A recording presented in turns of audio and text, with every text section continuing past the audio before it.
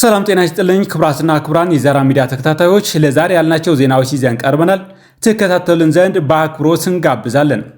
በቅድሚያ ርዕሰ ዜና ሰሜኖች ሊተባበሩ ይችላሉ የሚል ስጋት ያደረበት የብልጽግና ስርዓት ተጋርን ጨምሮ 900 ሰዎችን በቁጥጥር ስር ስለማዋልን፣ የቀድሞ የደርግ ወታደርና ያሁን የብልጽግና ፕሮፓጋንዲስት ዳንኤል ክብረት ያስተላለፈው ትርክት እናስደምጣቸዋለን። መንግስት አልባ ተብሎ በአስከፊ ሁኔታ ውስጥ የሚገኙት ከ250 በላይ ኢትዮጵያውያን ጉዳይ በዝርዝር የምንመለከተው ይሆናል። ኬንያ በትግራይ ጉዳይ ፌስቡክን ልትከስለው መሆኗንና የሐምዳን ደጋሎ ደጋፊ ሀገራት ደቡብ ሱዳን ላይ ሌላ ጦርነት ሊከፍቱ ይችላሉ የሚልና ሌሎች ዜናዎች ይዘን ቀርበናል። ተከታተሉን ዘንድ በአክብሮት እንጋብዛለን።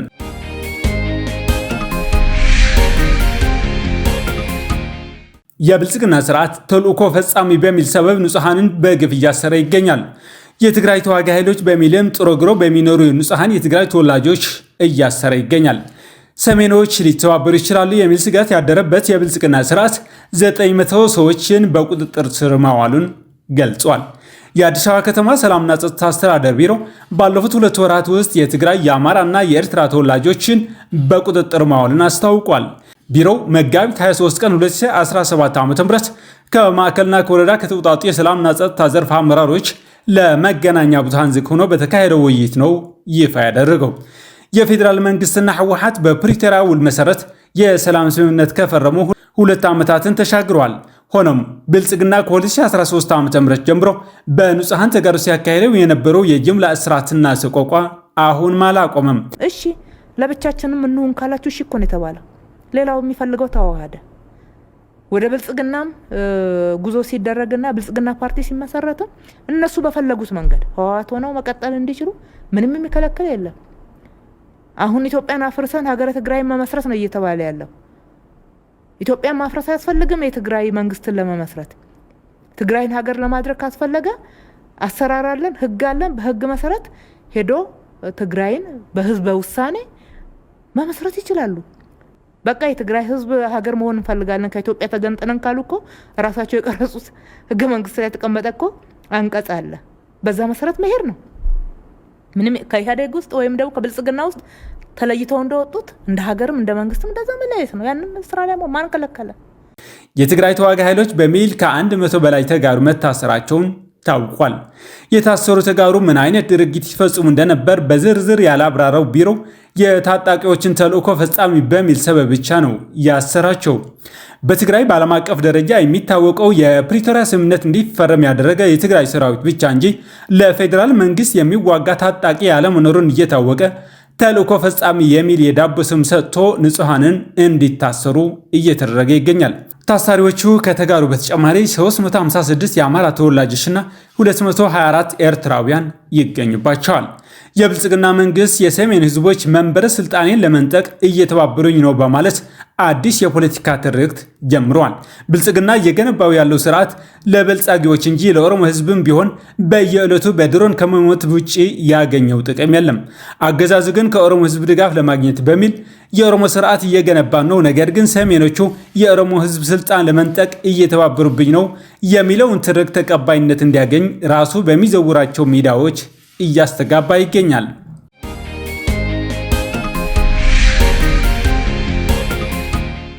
የብልጽግና ቀንደኛ ፕሮፓጋንዲስት ዳንኤል ክብረት አገር የምትገነባው በትርክት ነው አለ።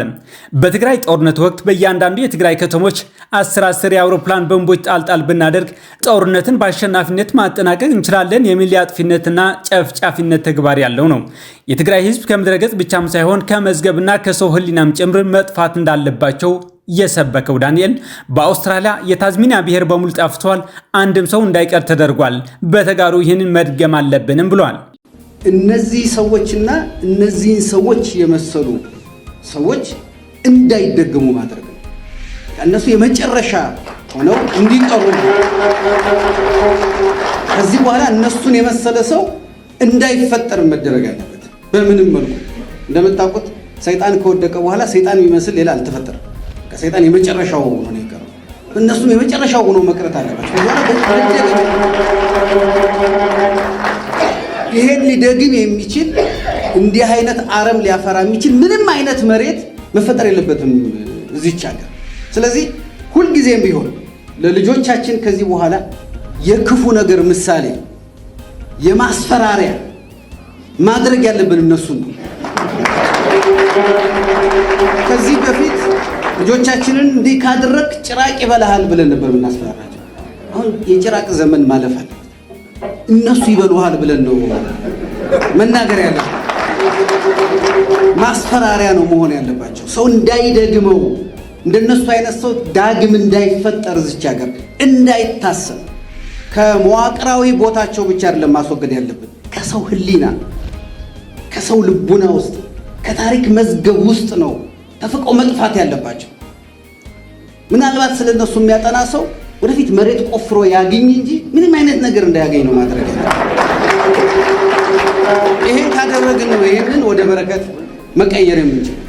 አሜሪካ ይህን የዳንኤል ትርክት በወቅቱ አደገኛ በማለት አውግዘዋለች። እንደዚህ ያለ የጥላቻ ትርክት አደገኛና ተቀባይነት የለውም በማለት የወቅቱ የውጭ ጉዳይ ሚኒስትር ቃል አቀባይ ተናግረዋል። በተባበሩት መንግስታት ድርጅት የዘር ጭፍጨፋ አማካሪ እንዲሁም የአሜሪካ መንግስት የተራድኦ ድርጅት ዩኤስኤይድ ኃላፊ የነበሩት ሳማንታ ፓወርም ዳንኤል ክብረት በትግራይ ጦርነት ሰብአዊነትን ዝቅ የሚያደርጉት ጥላቻን የሚሰብኩ ትርክቶችና ቃላቶች መጠቀማቸውን ስጋት እንደፈጠረባቸው ተናግሮ ነበር።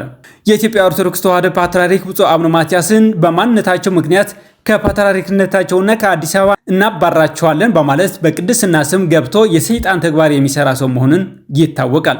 በትግራይ ብቻም ሳይሆን በአማራ ክልልም ለፋኖዎች ጃውሳ የሚል ስም በመስጠት የብልጽግና አሽከርነቱን አጠናክሮ ቀጥሎበታል። የቀድሞ የደርግ ወታደር በዲያቆንነት ስም ከኬንያ ወደ ኢትዮጵያ የገባው ዳንኤል ክብረት አገር የምትገነባው በትርክት ነው ሲል ተደምጧል። ታሪክና ትርክትን የተምታቱበት ዳንኤል ክብረት ካለ ትርክት የተገነባ አገር የለም፣ ብልጽግናም በትርክት አገር ለመገንባት እየሰራ ነው ብሏል። ታሪክ ማለት በተጨባጭ መረጃ ላይ ተመስርቶ በእውነተኛ ክስተት ላይ ተመርኩዞ የሚቀርብ ነው። ትርክት ማለት ደግሞ አሉባልታ የሆነ ከእውነት የራቀ የልብ ወለድ ይዘት ያለውና ክስተቱን በተጋነነ መልኩ የሚቀርብበት ነው። በዚህ ትርጉም መሰረት በብልጽግና አባባል ኢትዮጵያ ከዕዳ ወደ ምንዳ እየተሸጋገረች ነው የምትባለውን ከእውነት የራቀ መሬት ላይ የሌለ ትርክት መሆንን የአደባባይ ሚስጥር ነው። ፌስቡክ በትግራይ ጦርነት ምክንያት ተጫውቷል በተባለው ሚና ኬንያ ውስጥ መከሰስ እንደሚችል የአገሪቱ ከፍተኛ ፍርድ ቤት መወሰኑ ተገለጸ።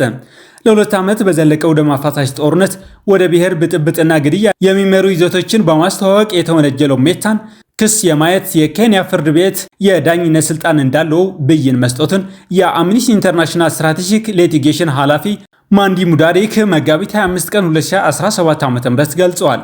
ብያኔው ለ70 ዓመት ጥሰቶችን አስተዋጽኦ ያደረጉ ግዙፍ የቴክኖሎጂ ኩባንያዎችን ተጠያቂ ለማድረግ የሚያስችል አዎንታዊ እርምጃ ነው። ለፍትህ መንገድ የሚከፍትና ታላላቅ የቴክኖሎጂ መድረኮች ተጠያቂ የማይሆንበትን ጊዜ ያለፈበት መሆኑን የሚያሳይ ነው ሲሉ ኃላፊዋ ሊንዳ መናገራቸውን አምኒስቲ ባወጣው መግለጫ ሰፍሯል።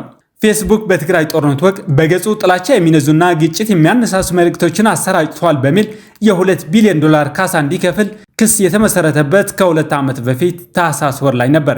የሜታ የህግ ባለሙያዎች ቡድን በበኩሉ ኩባንያው በአሜሪካ ውስጥ የተመዘገበ በመሆኑ በኬንያ ሊታይ አይገባም በሚል ከዚህ ቀደም ተከራክሮ ነበር። የፍርድ ቤቱ ውሳኔን ተከትሎ የሜታ የህግ ተወካዮች ይግባኝ ለመጠየቅ ፍቃድ መጠየቃቸውን እንዲሁም ክሱ ውድቅ እንዲሆን ጥረቶች ይቀጥላሉ ብሏል። በተጨማሪም ተፈጽሟል የተባሉት የ70 ዓመት ጥሰቶችን በኢትዮጵያ ስለተፈጸሙ በኬንያ ሊሰሙ አይገባም የሚል መከራከሪያ አቅርቦ የነበረ ቢሆንም የኬንያው ከፍተኛ ፍርድ ቤት ክሱን ለማየትም ሆነ ለማጤን የዳኝነት ስልጣን አለኝ ብሏል። ሜታን በኬንያ ከከሰሱት መካከል የትግራይ ተወላጅ የሆኑት አባቱ ፌስቡክ ላይ በተለጠፈ ጽሑፍ ምክንያት የተገደለበት አብርሃም ማዕርግ አንዱ ነው። በባህር ዳር ዩኒቨርሲቲ መምህር የነበሩት አባቱ ፕሮፌሰር ማዕርግ አማረ በብሔራቸው ላይ ያነጣጠረ ጽሑፍ በፌስቡክ በመውጣት ምክንያት በጥይት መገደላቸው ተገልጿል። ጽሑፉ የፕሮፌሰር ማዕርግን ስምና አድራሻ የያዘ እንዲሁም እንዲገደሉ ጥሪ ያደረገ ነበር። አባትየው ከመገደላቸው በፊት አብርሃም እነዚህ ጽሑፎች እንዲነሱ ለፌስቡክ ሪፖርት ቢያደርግም የማህበራዊ ሚዲያው ልጥፉን ለማንሳት ፍቃደኛ እንዳልነበር ክሱ ያትታል። ጥቃቱን የፈጸሙ ግለሰቦች በአካባቢው የሚተላለፉ ሰዎች ፕሮፌሰር ማዕርግን እንዳይረዳቸው ስላስጠነቀቀ ማንም ሰው ሊያተርፋቸው አልሞከረም። ፕሮፌሰር ማዕርግ ከተተኮሰባቸው ከ7 ሰዓት በኋላ ጥቅምት 24 ቀን 2014 ዓ.ም ህይወታቸው አልፏል። ፌስቡክ ለአብርሃም ምላሽ የሰጠው ሪፖርት ካደረገ ከ3 ሳምንታት በኋላ እንዲሁም አባትየው ከተገደሉ ከ8 ቀናት በኋላ ነበር። ፌስቡክ የጥላቻ ንግግርን ቢያስቆም እና በገጹ የሚለጠፉ ጽሑፎችን በአግባቡ ቢያጠራ ኑሮ አባቴ አይሞትም ነበር ሲል አብርሃም ከዚህ ቀደም ለቢቢሲ ተናግሮ ነበር። አብርሃም ለፍርድ ቤት በሰጠው ምስክርነት የፌስቡክ አልጎሪዝም ጥላቻ አዘልና ግጭት አነሳሽ መልእክቶች እንደሚያስተዋውቅ ተናግረዋል። መሰል ይዘቶች የተጠቃሚዎችን ተሳትፎ ስለሚጨምሩ እንደማይወገዱም አክሏል። ሌላኛው ከሳሽ የአምነስቲ ኢንተርናሽናል ተመራማሪ የነበሩት አቶ ፍስሐ ተክሌ ናቸው። አቶ ፍስሐ በ2 ዓመቱ ጦርነት ወቅት በኢትዮጵያ ይሰሩት በነበረው የሰብአዊ መብት ስራዎች የበየነ መረብ ጥቃቶችን ማስተናገዳቸውን ክስ ያትታል።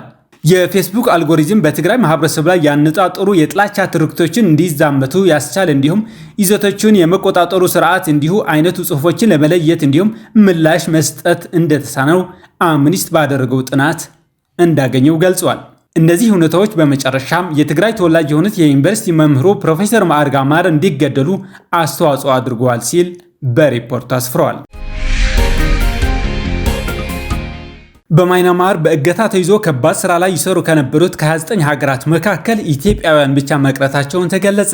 በማይናማር በአስከፊ ሁኔታ ውስጥ የሚገኙት ከ250 በላይ ኢትዮጵያውያን መንግስት አልባ ተብሎ ብቻቸው መቅረታቸውን ገልጸዋል።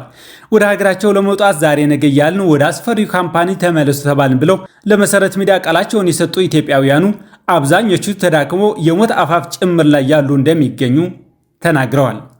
በማይናማር ተገደን የማጭበርበር ስራ ላይ የነበር እና በሚሊተሪ ድጋፍ ነፃ የወጣን ከ730 በላይ የምንሆን ኢትዮጵያውያን በሁለት የሚሊተሪ ካምፖች ሆነን የሀገራችን ምላሽና የማጓጓዝ ስራ ከተጠባበቀን 2ኛ ወራችን እያገባደድን እንገኛለን የሚሉት ዜጎች ይህም ከካምፓኒ ለመውጣት ሲጠየቁ ከነበረው $5000 ነፃ ያደርጋቸውና የኢትዮጵያ መንግስትም ፓርኮቹ ድረስ ገብቶ ዜጎችን ለማውጣት ተፈጥሮበት የነበረውን ፈተና ያቃለለ ምቹ አጋጣሚ ነበር ይላሉ።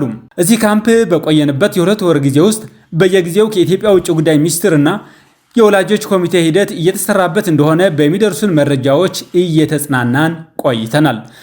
በመካከላችን የቀዶ ጥገና የተሰራላቸውና ማገገም ያልቻሉ በተፈጥሮ አደጋ የደረሰባቸውና የሚፈሳቸው ደም አሁን ድረስ ያላቆመ በአንጀትና አንገት መብራሳቸውን ችለው መንቀሳቀስ የማይችሉና ሌሎቹም ጽኑ ህሙማን እንዳሉና በቂ ሕክምና ማግኘት በማይቻልበት ጠረፍ ላይ መሆናቸውን ሰው እንዳናጣ እየሰጋን በመሆኑ ለሚዲያዎችና ለመንግስት ተቋማት እያሳወቅን የቆየን መሆናቸውን ይታወቃል ብለዋል። አክለውም ሚሊተሩ የተያዘውን ምግብ ቢያቀርብም ከሃይማኖታችንና ከሀገራችን የአመጋገብ ባህል ጋር ፍጹም የማይሄድ ምግብ በመሆኑ በውድ ዋጋ በሽያጭ የሚያቀርባቸው ምግቦች እየገዛን እንጠቀም ነበር። አሁን ግን ሁላችንም እጃችን ላይ የነበረንን ገንዘብ ጨርሰን ምግብና መድኃኒት የምንገዛበት የሌለን በመሆኑ ለረሃብና ለጤና ችግር ተጋልጠናል ብለዋል። የሌሎች ሀገራት 40 እና 30 ዜጎች እየወጡ ነው። ነገር ግን የኢትዮጵያ መንግስት ከ250 በላይ ዜጎች እያሉ ዝምታን መርጧል። መንግስት ለምን እንደዚህ ጨከነብን? ኢትዮጵያውያን አይደለንም ወይ? በማለት በምሬት ተናግረዋል። የሐምዳን ዳጋሎ ደጋፊ ሀገራት ደቡብ ሱዳን ላይ ሌላ ጦርነት ሊከፍት ይችላሉ ተባለ። በሐምዳን ዳጋሎ የሚመራው የሱዳን ፈጥኖ ደራሽ ኃይል ከ96 በላይ ሰዎች መግደሉን ተዘገበ። ላለፉት 2 ዓመታት በጀነራል አልቡርሃን በሚመራው የሱዳን ሰራዊትና በጀነራል ሐምዳን ዳጋሎ በሚመራው ፈጥኖ ደራሽ ኃይል መካከል እየተካሄደ ያለው የእርስ በርስ ጦርነት አሁንም ተጠናክሮ ቀጥሏል። ከፍተኛ ሽንፈት አስተናግዶ ከካርቱም ወጥቶ ወደ ኡምዱርማንና ዳርፉር አቅጣጫ እያፈገፈገ ያለው የፈጥኖ ደራሽ ኃይል በርካታ ንጹሃን መግደሉን ተገልጿል። ፈጥኖ ደራሽ ኃይሉ ተሸንፎ ሲወጣ በየመንገዱ ንጹሃንን እየገደለ መሆኑን የአካባቢው የአልጁሚያ ማህበረሰብ ቡድን ቃል አቀባይ ሰይፍ አልዲን አህመድ ለሱዳን ትሪቡን ተናግረዋል። እስካሁን የሟቾች ቁጥር 96 መድረስና ከ70 በላይ ቆስለዋል ብሏል። አህመድ የሟቾች ቁጥር ከዚህ በላይ ይጨምራል ብሎ እንደሚጠብቁ በተደጋጋሚ ጥቃቶችና የመገናኛ አውታሮች በመቋረጡ ተጎጂዎችን ለመቁጠር አስቸጋሪ መሆኑን ጠቅሷል። የአርኤስኤፍ ወታደሮች ቤት የወረሩ ገንዘብ፣ መኪና፣ ሰብል፣ የወርቅ ጌጣጌጦችና የፀሐይ ኃይል ማመንጫዎችን ዘርፏል በማለት ከሷል። በትግራይ ጦርነት ወቅት ለብልጽግና በጦር መሳሪያና በሰው ኃይል ሲያግዙ የነበረ ሀገራት በሱዳን የእርስ በርስ ጦርነት የእጅ አዙር ጦርነት እያደረጉ ይገኛሉ። ጠቅላይ ሚኒስትር አብይ አህመድ የንግስና ህልማቸውን ለማሳካት ሲሉ ትግራይ ላይ የጀመሩት ጦርነት አሁን ላይ መላው ምስራቅ አፍሪካን እያዳረሰ ይገኛል። በሱዳን ከ2 ዓመት በፊት የተለኮሰው ጦርነት ተዋናዮች በመብዛታቸው እስካሁን እልባት አላገኘም። የደቡብ ሱዳን ፕሬዝዳንት ሳልቫኪር ምክትላቸውን ሪክ ማቻር የቁም እስረኛ እንዲሆን ማድረጋቸውን ተከትሎ በደቡብ ሱዳንም ጦርነት ይነሳል የሚል ስጋት ደቅኗል። በትግራይና በሱዳን እጃቸውን አስገብተው ሲዋግ የነበሩ አካላት የደቡብ ሱዳን ግጭት ሊያባብሱት ይችላሉ እየተባለ ነው። በተለይም የተባበሩት አረብ ኤሚሬትስና ሳውዲ አረቢያ በተለያዩ ሀገራት ሲያደርጉት የነበረውን የእጅ አዙር ጦርነት ደቡብ ሱዳን ላይ ሊደግሙት ይችላሉ ተብሏል። የተባበሩት አረብ ኤሚሬትስና ኢትዮጵያ በጋራ በመሆን በሱዳን የእርስ በርስ ጦርነት ለአርኤስኤፍ እየደገፉ ሲሆን፣ በሌላኛው አቅጣጫ ኤርትራ፣ ግብፅና ሳውዲ አረቢያ በጀነራል አልቡርሃን ለሚመራው የሱዳን ጦር ኃይል እየደገፉ ነው። በዚህ ሽንፈት የተከናነቡ ኢትዮጵያና የተባበሩት አረብ ኤሚሬትስ በሱዳን ያጋጠማቸውን ሽንፈት ለማካካስ ደቡብ ሱዳን ላይ ሌላ ግጭት ሊጠነሰሱ ይችላሉ ተብሏል። ከአልቡርሃን ጎን የነበረችው ኤርትራም የልዑካን ቡድን ወደ ደቡብ ሱዳን ጁባ ልካለች። የኤርትራ የልዑካን ቡድን በፕሬዝዳንት አማካሪ ሚኒስትር የማነ ገብረአብ የሚመራው ቡድን በጁባ ከፕሬዝዳንት ሳልቫኪር ማያርዲት ጋር ተገናኝተዋል። ከፕሬዝዳንት ኢሳያስ አፈወርቂ የተላከ መልእክት ኤርትራ ከደቡብ ሱዳን ሕዝብና መንግስት ጋር ያላትን የቆየ አጋርነት ታረጋግጣለች ብለዋል። መልእክቱ የሁለትዮሽ ትብብር ለማጠናከር በተጨባጭ መርሃ ግብሮች ላይ እንዲሁም በአፍሪካ ቀንድና በአፍሪካ ቀንድ ሀገራት ሰላምና መረጋጋትን ለመፍጠር ዓላማ ያደረገ ነው ተብለዋል። ፕሬዚዳንት ኪር በበኩላቸው ፕሬዚዳንት ኢሳያስ አፈወርቂ ላስተላለፉት ወቅታዊ መልእክት አድናቆታቸውን ገልጸው በሁለቱ ሀገራት መካከል ያለውን የአመለካከት አንድነት ተጠናክሮ እንዲቀጥል ጠይቀዋል። የተከበራችሁ የዛራ ሚዲያ ተከታታዮች ለዛሬ የያዝናቸው ዜናዎች እነዚህ ይመስሉ ነበር። ስለተከታተላችሁን እናመሰግናለን።